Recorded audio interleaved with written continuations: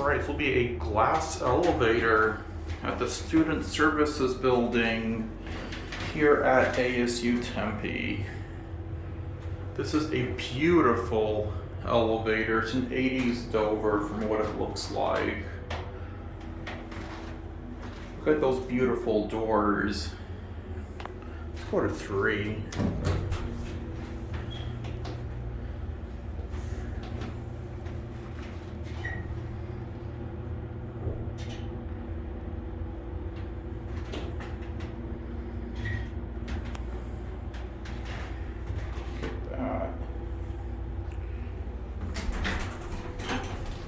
One.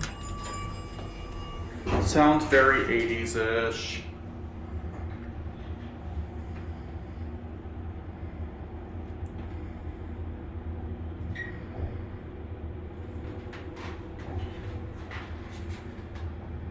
Amphitheater help desk. Okay, we're gonna get off at 3.